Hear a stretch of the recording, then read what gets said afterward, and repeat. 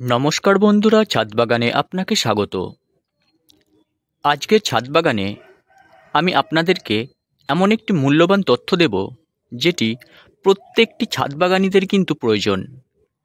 দক্ষিণবঙ্গ এবং উত্তরবঙ্গে ব্যাপক বৃষ্টিপাতের জেরে আমাদের ছাদ বাগানীদের গাছেদের ব্যাপক ক্ষতি হয়ে যাচ্ছে।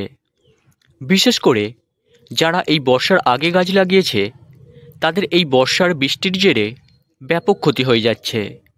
গাছেরা প্রায় মরণাপন্ন অবস্থায় চলে যাচ্ছে এবং তাদেরকে ফিরিয়ে আনা খুবই মুশকিলের ব্যাপার। আমি আজকের ভিডিওটিতে মরণাপন্ন গাছেদের কিভাবে রিকভার করা যায়, কিভাবে বাঁচিয়ে তুলে বেশ কিছুদিনের মধ্যে সেই সমস্ত গাছে ফুল ফল আনা সম্ভব, সেই বিষয়েই আমি আজকে আলোচনা করব। তাই আজকের ভিডিওটি আপনার কাছে একটি মূল্যবান ভিডিও হতে চলেছে।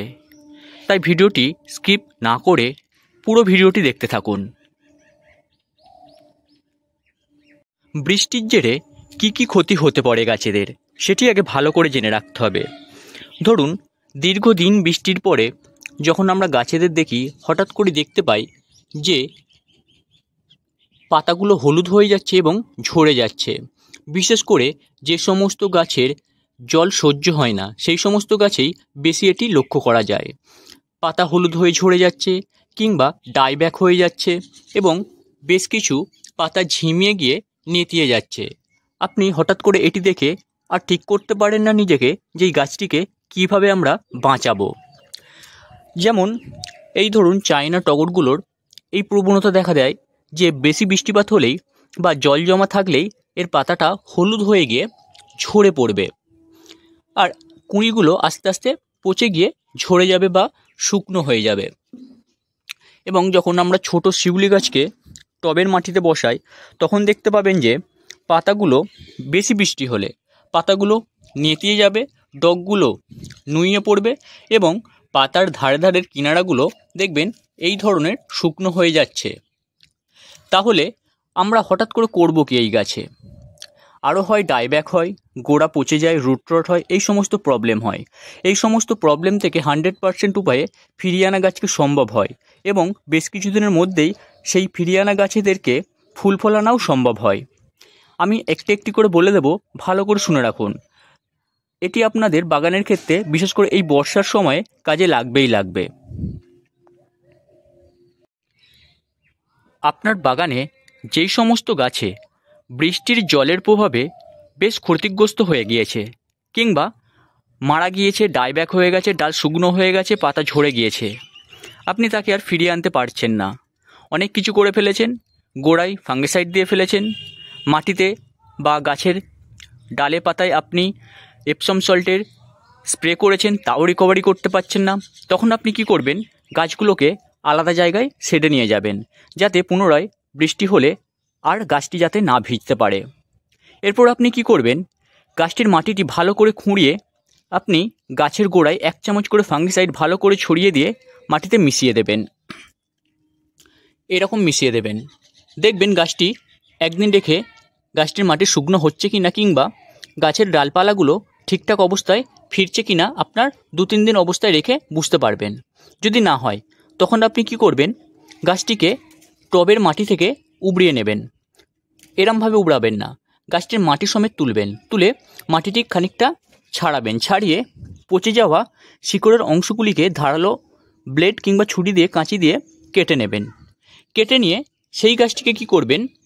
1 চামচ ফাঙ্গিসাইডের জলটা গুলে তাতে খানিকক্ষণ ডুবিয়ে রাখবেন যাতে পচে যাওয়া বা আপনার কেটে ফেলা যে শিকড়গুলো ফেলে দিলেন সেইখানটা ফাঙ্গাস না লেগে বা ফাঙ্গাস লেগে গিয়ে যদি ডাইব্যাক হতে শুরু করে তাহলে গোটা শিকড়টাকে পচিয়ে দেবে।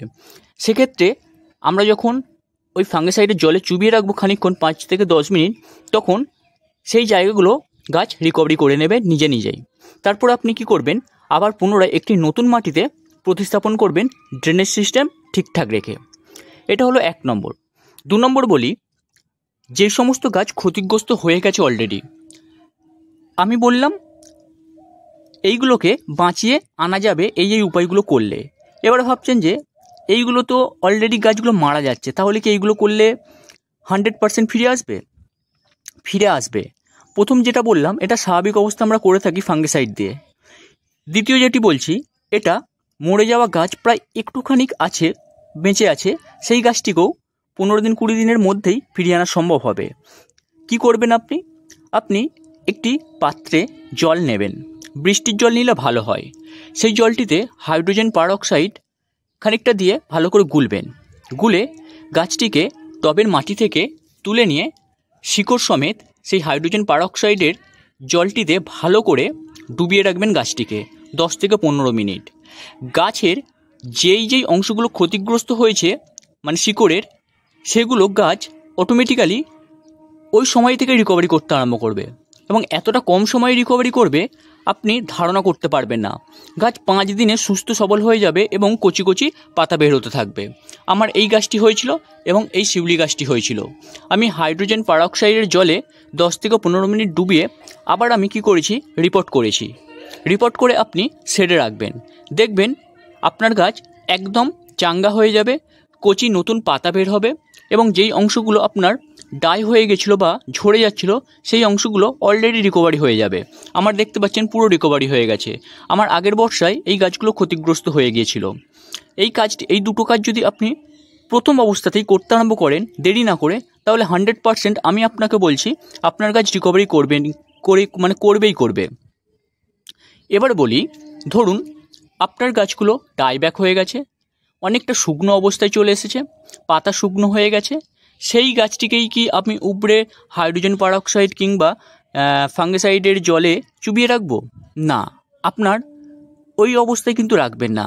অনেকটা ডাইব্যাক হয়ে গেছে, অনেকগুলো পাতা শুকনো হয়ে গেছে, সেক্ষেত্রে আপনি কি করবেন, গাছটিতে যেই অংশগুলো পচে গেছে কিংবা যেই ডালগুলো শুকনো হয়ে গেছে সেগুলোকে আপনি চিহ্নিতকরণ করবেন। ধরুন আমার এই গাছটিতে এইখানে একটি ডাল ছিল,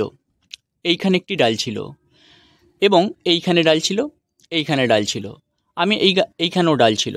আমি এই গাছটিকে আগে সাইড করি, শেডে রেখে কি করি, যেই ডালগুলো শুকনো হয়ে গেছে সেগুলোকে আমি ভালো করে কেটে আমি ফাঙ্গিসাইড লাগাই। গাছের গোড়াগুলো বা বিভিন্ন যেই জায়গাগুলো আমার পচে গিয়েছে সেগুলো আমি ফাঙ্গিসাইড লাগাই।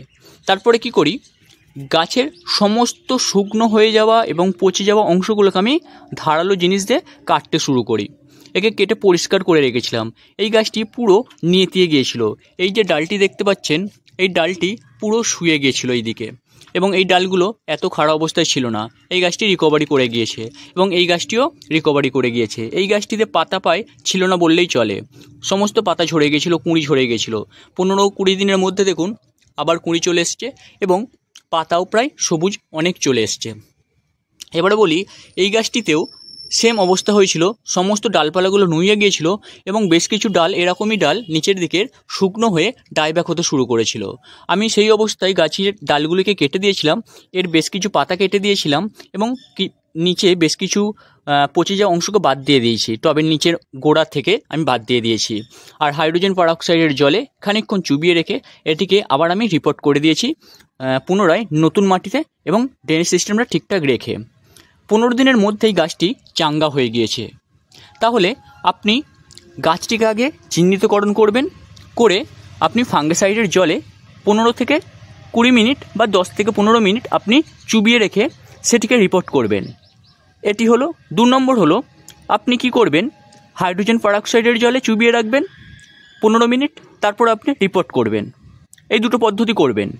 3 নম্বর পদ্ধতি, আপনাকে যেটি করতেই হবে, শুকনো ডালপালা এবং পাতাগুলো যেগুলো ডাইব্যাক হতে শুরু করেছে, পচন লেগে গিয়ে পচতে শুরু করেছে, সেগুলোকে আপনি গাছ থেকে আলাদা করবেন বা কেটে বাদ দিয়ে দেবেন। এই উপায়গুলো যদি আপনি করতে পারেন তাহলে আপনার গাছ 100% উপায়ে ফিরে আসবে এবং বেশ কিছুদিনের মধ্যেই ফুল আসবে, কুঁড়ি আসবে। দেখুন আমি এটি 20 দিন থেকে 15 দিন আগে করেছিলাম, গাছটিকে সাইড করেছিলাম, অনেক ফুলও চলে এসছে। আমি আবার বাইরে এনেছি, কালকেই বৃষ্টি হয়েছে, বৃষ্টিতে ভিজেছে, দেখুন সেরকম কিছু এফেক্ট পড়েনি। আবার বৃষ্টি হচ্ছে, টানা বৃষ্টি হচ্ছে, তাও দেখুন কিছু হচ্ছে না। এই অবস্থায় গাছটিকে আনাটা কিন্তু খুব চ্যালেঞ্জিং ব্যাপার, বিশেষ করে নতুন বাগানীদের ক্ষেত্রে। যারা হাতের কাছে হট করে হাইড্রোজেন পারঅক্সাইড পাবেন একটু খোঁজ করলেই দোকানে পেয়ে যাবেন, কিন্তু যারা পাবেন না অনলাইনে খোঁজ করবেন, তাও যদি না পান তাহলে আপনি ওই আপনাদের যে হাতের কাছে যেগুলো থাকে, যেগুলো আমরা ফাঙ্গিসাইড ইউজ করি, যে কোনো ফাঙ্গিসাইড, সেই সমস্ত ফাঙ্গিসাইড দিয়েই আপনি কাজটি করবেন প্রথম অবস্থায়। তারপরে যদি না রিকভারি হয়, আপনি হাইড্রোজেন পারঅক্সাইড কিনে ব্যবহার করুন, দেখবেন 100% ফলাফল পাবেন। আর বেশি কথা না বলে আজকের এই ভিডিওটি এখানেই শেষ করছি।